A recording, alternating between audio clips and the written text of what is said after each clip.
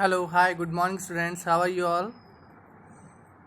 So, we are starting with our chapter number 7. Not chapter number 5, we are starting with chapter number 7. Now, you must be thinking, sir 7 chapter क्यों start करवा रहे हैं बीच में? अभी तो 4 chapter complete हुआ है, 5-6 कटा दिए क्या सर ने? नो, 5-6 के बारे में अपन बाद में डिसाइड करेंगे, वो थोड़ा बड़ा चैप्टर्स है और उसके अभी 7 चैप्टर मैंने इसलिए लिया कि वाटर रिसोर्सेज है। वाटर के बारे में हम सब कुछ ना कुछ तो जानते हैं, बहुत जल्दी हमें समझ में आ जाएगा। बहुत छोटा चैप्टर है और इस चैप्टर में हम खाली जो मैं आपको वीडियो में करा रहा हूँ ना, केवल वही करना है, उसके सिवा आपको कुछ नहीं देखना है। अभी आपका ये एग्ज़ाम में भी आ रहा है चैप्टर, तो खाली आपको ये वीडियो अच्छे से देखना है। इस वीडियो में मैं जो जो बोलता हूँ उसको आप अच्छे से सुनना, अच्छे से देखना, और इससे आपको भी पता चलेगा कि मीन्स हमें क्वेश्चन आंसर्स वगैरह पे कैसे डिपेंड नहीं रहना है, हमें खाली वीडियो से कैसे क्या पूछा जा सकता है। इसलिए भी इस चैप्टर के कोई क्वेश्चन आंसर्स नहीं होंगे, ठीक है। कोई एक्सरसाइज भी नहीं करवाई जाएगी। एक्सरसाइज होगा तो मैं आपको जो क्वार्टरली एग्जामिनेशन उसके बाद एक्सरसाइज करवा दूंगा, बट इस चैप्टर में क्वेश्चन आंसर्स नहीं होंगे। आपको ये चैप्टर केवल इस लेक्चर पे ही डिपेंड रहेगा ये चैप्टर। सो आपको ये लेक्चर बहुत अच्छे से देखना है, बहुत अच्छे से समझना है। सो अपन स्टार्ट करते हैं हमारा chapter number 7, water resources. Okay, so let us start. Chapter 7, water resources. What is this all chapter about? This chapter covers water. Water के क्या यूज़ है, वाटर के क्या सोर्स है। ओके, सो सबसे फर्स्ट थिंग है वी यूज़ वाटर। 1 2 3 4 5 6, ठीक है। आपको 6 यूजेस दिखने हैं वाटर के, और ये आपको खुद करना है। Okay, so let us start chapter. क्या कह रहा है? Water is essential for life. Water life के लिए बहुत ज़रूरी है। No living being can survive without water. It is essential for our daily activities. A large part of water on earth surface is in ocean and seas. Water सबसे important है, essential part है हमारी life का। हमने last class में ये भी पढ़ा था कि वाटर कितना है पूरी वर्ल्ड में। पूरे वर्ल्ड में 70% वाटर है और 30% लैंड है। मैंने आपको बताया था कि पूरा, जैसे इसको समझ लो ये पूरा ओशन है और इसके बीच में ज़मीन के 7 टुकड़े हैं, और वो 7 टुकड़े क्या बनाते हैं? कॉन्टिनेंट्स बनाते हैं, ठीक है। तो वाटर सबसे इसेंशियल पार्ट है लाइफ का। सो अगर वर्ल्ड में देखा जाए तो 70% वाटर है, फिर भी वाटर की कमी क्यों है? क्यों है? क्योंकि जो 70% वाटर है उसमें से 0.01 वाटर ही खाली ऐसा है जो पीने के योग्य है। बाकी सारा वाटर तो कौन सा है?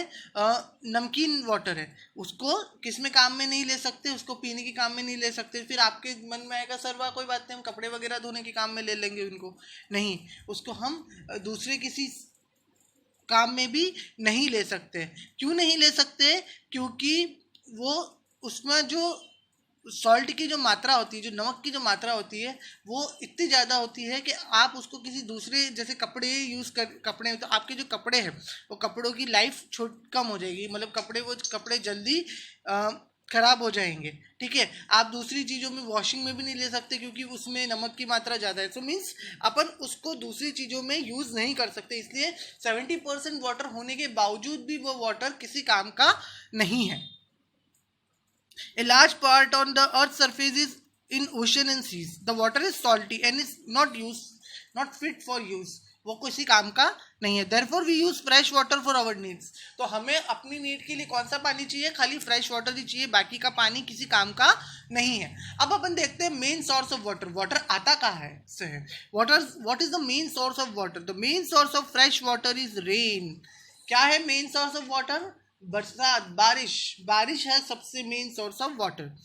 Farmer mostly depends on the monsoon for agriculture, but certain crops need water.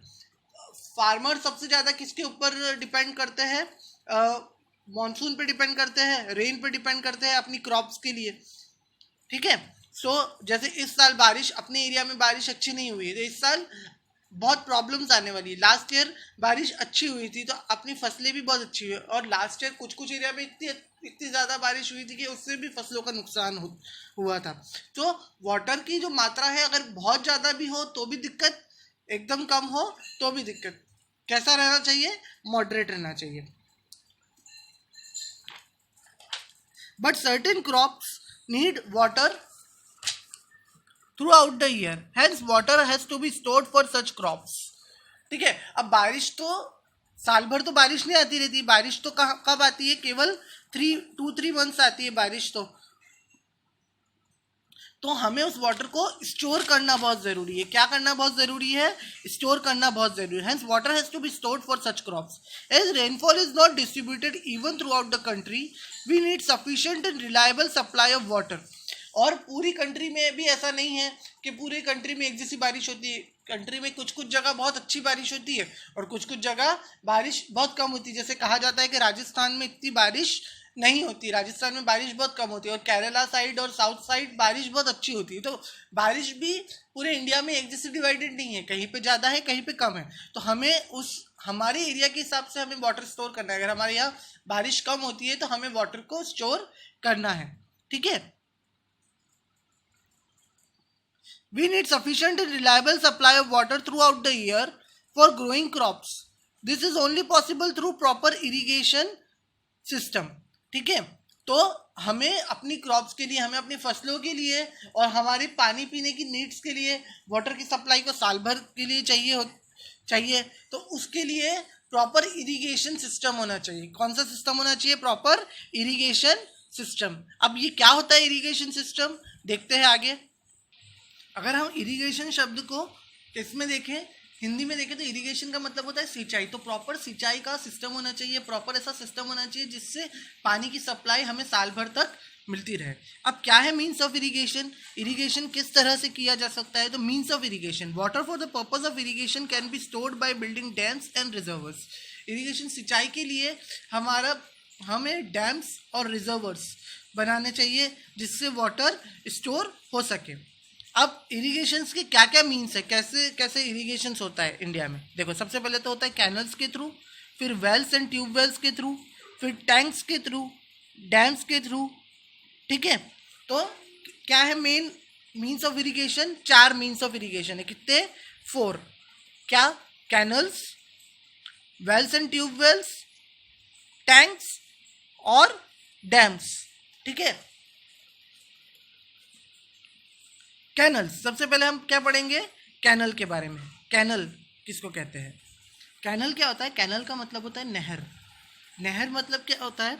Canal मतलब एक आर्टिफिशियल वाटरवे होता है। एक आर्टिफिशियल वाटरवे होता है जिसमें पानी आपका बहता रहता है, और वो पानी कोई भी सिंचाई वगैरह के लिए यूज़ कर सकता है।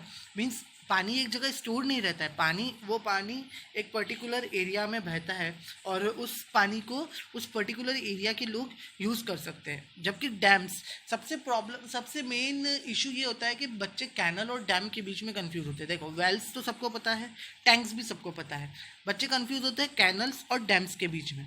तो कैनल्स और डैम्स का सबसे पहले हमें डिफरेंस समझना बहुत ज़रूरी है। डैम्स क्या होता है? डैम एक तरह से एक दीवार होती है, उस दीवार के पीछे पानी स्टोर होता है। लाइक जैसे गांधी सागर डैम, तो वो डैम के पीछे पानी स्टोर है। अगर पानी का फ्लो कम पड़ने लग गया, मतलब पानी स्टोर है, पानी की आगे ज़रूरत हुई तो गेट खोल के पानी को आगे भेजा जाएगा। लेकिन कैनल में क्या होता है? कैनल में आपका जो वाटर है वो फ्लोइंग रहता है। ठीक है, और उसी फ्लोइंग वाटर से इरिगेशंस होते हैं। ठीक है, तो हम अब इसको डिटेल में पढ़ते हैं। Canal are the channel that are dug to draw water from rivers to the field. North India has a very good network of canal. Some of the main canal of our country are Indira Gandhi canal, Agra canal and Sirhind canal. देखो, canal क्या होता है? एक river है, एक नदी है। नदी का पानी बह के तो आगे चला जाएगा, पर उस नदी से क्या एक रास्ता बनाकर एक कैनल बना दी जाती है, एक नहर बना दी जाती है। उस नहर से पानी उस पर्टिकुलर कैनल वाले एरिया में, जो जैसे एक नहर है, समझ लो ये नदी है। ठीक है, इस नदी को काट के यहाँ पर ना एक कैनल बना दी गई, यहाँ से एक पूरी एक कैनल बना दी गई। उस कैनल में पानी बहता रहेगा और वहाँ के जो आसपास के खेत है वो उस बहते हुए पानी से अपना सिंचाई का काम कर लेंगे। और जो नदी का जो पानी है वो तो आगे जाके दूसरी स्टेट में चला जाएगा और आगे जाके समुद्र में मिल जाएगा, बट जो कैनल का पानी है वो उसी एरिया में रहेगा। उस कैनल को ऐसा जोड़ा जाता है कि मतलब वो जो पानी है उसी एरिया के लोगों को काम में आता जाए और उसी एरिया के लोग यूज़ करते जाए। तो सबसे ज़्यादा कैनल्स अभी कहाँ देखने को मिलेगी? नॉर्थ इंडिया में। नॉर्थ इंडिया मीन्स इंडिया का जो ऊपर का पार्ट है, नॉर्थ का पार्ट, ये ऊपर का पार्ट इंडिया का नॉर्थ का पार्ट, यहाँ पर कैनल्स बहुत ज़्यादा है, ठीक है, क्योंकि नॉर्थ इंडिया में बारिश की कमी है। साउथ इंडिया में बारिश बहुत अच्छी होती है, बट नॉर्थ इंडिया को पानी स्टोर करके रखना पड़ता है, ठीक है। Some of the main canals, India के मेन कैनल्स कौन से हैं? Indira Gandhi canal, Agra canal, Sirhind canal. देखो इरिगेशन में पूछे जाए तो 4 तरह के इरिगेशन की मीन्स है। कौन से? कैनल, वेल, ट्यूबवेल, टैंक और डैम्स। और अब अगर आपको पूछा जाए कि कैनल में 3 मेन कैनल के नाम बताओ तो क्या बताओगे? Indira Gandhi canal, Agra canal and Sirhind canal. अब आते हैं हम वेल्स एंड ट्यूबवेल्स। वेल्स और ट्यूबवेल्स तो सब जानते हैं, हमारे गांव में सब जगह कुएं होते हैं, हमारे खेतों पे कुएं होते हैं, तो कुओं के बारे में मुझे ऐसा लगता है कि ज़्यादा आपको बताने की डिटेल में ज़रूरत नहीं है, बट थोड़ा पढ़ लेते हैं। In villages people dig well to draw underground water to the surface. ज़्यादातर गाँव में लोग कुएं खुदवाते हैं ताकि जो ज़मीन के अंदर का पानी है वो यूज़ कर सकें। When the underground water is very deep, holes are bored with the help of drilling machine. और अगर बहुत ज़्यादा डीप है पानी ग्राउंड का, अंडरग्राउंड वाटर, तो मशीन्स के थ्रू करवाया जाता है boring. Pipes are put into this bores to bring water up with the help of an electric pump. और इस इलेक्ट्रिक पंप से उसको पानी को ऊपर की तरफ खींचा जाता है। इसको डिटेल में मुझे समझाने की बहुत ज़रूरत नहीं है, हम अपने आसपास के एरिया में ये चीज़ें देखते ही हैं, ठीक है। Such wells are called tube well. और उस वेल्स को क्या बोलते हैं? ट्यूबवेल्स कहते हैं। जिसमें पानी बहुत ज़्यादा नीचे है और उसके लिए मोटर से पानी को ऊपर खींचना पड़ता है, उसको ट्यूबवेल बोलते हैं। और जो नॉर्मल कुआं होता है उसको वेल्स बोलते हैं। Tubewells are widely used in the state of Punjab, Haryana, Uttar Pradesh and Gujarat for irrigation. Punjab, Haryana, Uttar Pradesh और गुजरात में जो वाटर लेवल है, जो ज़मीन के अंदर का पानी का लेवल है, वो बहुत ही ज़्यादा नीचे है, तो उसके लिए वहाँ पे ट्यूबवेल्स की ज़रूरत पड़ती है। तो आगे समझ में वेल्स और ट्यूबवेल्स। आप इरिगेशन, मीन्स ऑफ इरिगेशन को 5 पार्ट में भी डिवाइड कर सकते हो। कैनल, वेल, फिर एक और ट्यूबवेल को आप अलग पार्ट दे दो, फिर टैंक्स और डैम्स। यहाँ अपन 4 कर सकते हैं वेल्स और ट्यूबवेल्स को साथ में यूज़ करके, ये आपके ऊपर डिपेंड करता है। फिर आता है tank. In peninsular plateau, it is difficult to dig ground because of land surface is made up of hard rock. Therefore, people collect water in tanks and pond during the rainy season. देखो जो अपने यहाँ peninsular plateau है, मैंने plateau में आपको peninsular plateau के बारे में बताया था। प्लेट्यू कौन सा रीजन होता है? वहाँ की ज़मीन फ्लैट नहीं होती, वहाँ की ज़मीन ऊंची नीची होती रहती है। तो उस जगह में ऊंची नीची ज़मीन की वजह से वहाँ पर ऊंची नीची जमीन तो होती है, उसके साथ साथ रॉक्स भी बहुत हार्ड रॉक्स होती है। उस रॉक्स को काटना मुश्किल होता है। तो उस केस में क्या टैंक्स बनाए जाते हैं, जिसमें उस टैंक में क्या होता है, वह बारिश का पानी स्टोर कर दिया जाता है, ठीक है। Therefore people collect water in tanks and ponds. Tanks और पॉन्ड्स में कलेक्ट किया जाता है ड्यूरिंग द रेनी सीजन। जब बारिश का सीजन होता है तो वो अपने टैंक और पॉन्ड में पानी को कलेक्ट करके रख लेते हैं। The collected water is use for irrigation. और फिर वो जो कलेक्टेड वाटर है, उसी कलेक्टेड वाटर से इरिगेशन होता है। Tanks are commonly used in, अब टैंक कौन से एरिया में यूज होता है? Tamil Nadu, Andhra Pradesh, Karnataka. In the towns and city, water is supplied to houses through taps and pipelines. In village, people get water from a well or tank. ठीक है। और towns और सिटीज में तो पाइपलाइन होती है, उसके थ्रू वाटर सप्लाई किया जाता है। और जो विलेज वाले एरिया है, विलेज में लोग या तो वेल से या टैंक से पानी लेते हैं, ठीक है। और आजकल तो अपने यहाँ टैंक अपना मध्य प्रदेश का भी पार्ट कहीं में आता है, पेनिनसुलर प्लेट्यू में आता है। तो अपने मध्य प्रदेश में भी टैंक्स बहुत कॉमन है। आजकल लोग घर बनाते हैं तो घर में नीचे टैंक वगैरह बनाते ही हैं, ठीक है, जिसमें वो पानी स्टोर कर सके। वो हम इरिगेशन के लिए नहीं स्टोर करते, वो हमारे डेली यूज़ के लिए स्टोर करते हैं। बट आज हमारे यहाँ पे भी घरों में आजकल जो नए घर बनते हैं उसमें टैंक्स होना स्वाभाविक है, ठीक है। अब आते हैं हम डैम्स पर। Dams are the strong walls built across the river to hold back the flow of water. पानी को एक जगह रोकने के लिए, पानी को फ्यूचर की यूज़ के लिए रोकने के लिए डैम्स बनाया जाता है। उसका सबसे अच्छा एग्जांपल अपने एरिया में गांधी सागर बांध है। कितना बड़ा डैम है वो, उसके पीछे कितना सारा वाटर स्टोर है, ठीक है ना। These walls have special gates called sluice gates which are open and closed to manage the flow of water. और इसमें स्पेशल गेट्स होते हैं जिसको क्या कहा जाता है, स्ल्यूज गेट्स, जो ओपन और क्लोज किए जाते हैं किसके लिए, फ्लो ऑफ वाटर को मैनेज करने के लिए. अब मैं आपको गांधी सागर डैम का ही एग्जांपल देता हूँ. गांधी सागर की जो मेन गेट्स है बड़े बड़े, उसके साइड में जो बीच की जो आपको दीवार टाइप दिखती है ना, उसमें भी छोटे छोटे गेट्स है और उस छोटे छोटे गेट से बहुत बार पानी फ्लो होता हुआ हमें दिखता है. वो छोटे छोटे गेट से पानी फ्लो होता रहना, फ्लो करते रहते हैं ताकि दोनों तरफ का लेवल एक बराबर बना रहे. मीन्स एकदम ज़्यादा पानी में क्या होता है, बहुत ग्रेट फोर्स होता है. अगर पानी का जो फोर्स है, जो बहाव चलता रहे और थोड़ा पानी इस तरफ भी आता रहे, तो उसके लिए जो साइड के जो छोटे छोटे गेट्स होते हैं उससे पानी फ्लो करते रहते हैं. ठीक है. Water is stored in a reservoir and artificial lake formed behind the dam. तो जो पानी, जो एक डैम की दीवार है उसके पीछे जो पानी स्टोर होता है, तो वो एक तरह से क्या बन जाता है, आर्टिफिशियल लेक. आर्टिफिशियल मतलब किसी इंसान द्वारा बनाई गई लेक. डैम तो इंसान ही बनाता है ना. डैम ऐसा तो है नहीं कि ऊपर से भगवान ने एक दीवार उतारी मतलब ये डैम हो गया आपके लिए. तो डैम तो इंसान ही बनाता है. तो उसके पीछे के जो पानी स्टोर होता है, तो वो कौन सा है, आर्टिफिशियल लेक हुआ एक तरह से. उसमें पानी स्टोर रहता है और जब पानी की ज़रूरत होती है तो जरा जरा सा पानी खाली करके आगे पहुंचाया जाता है. Canals take this store water to the field of irrigation. और फिर इस डैम के आगे क्या होता है, कैनल्स होती है और उस कैनल से भी लोग इरिगेशंस के लिए उस पानी को यूज करते हैं. ठीक है. तो बहुत सारी जगह डैम्स और कैनल्स साथ साथ चलती है. ठीक है. सो ये आपको चारों चीज क्लियर है. कैनल क्या है, एक फ्लोइंग एरिया है, फ्लोइंग वाटर है जिसको सिंचाई के लिए यूज़ किया जाता है. वेल्स और ट्यूबवेल्स हमने जाना. वेल्स मतलब कुआं और ट्यूबवेल मतलब जो जहाँ पे पानी का लेवल बहुत ज़्यादा ही डाउन होता है, वहाँ पर मोटर वगैरह से जो पानी ऊपर की तरफ खींचा जाता है वो ट्यूबवेल होता है. फिर हमने टैंक के बारे में जाना.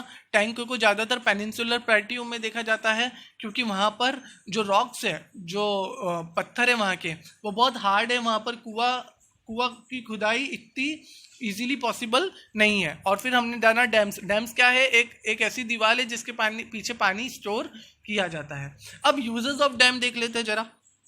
डैम्स के क्या क्या यूजेस है. Dams are use for producing electricity. In a dam water is made to fall from a great height.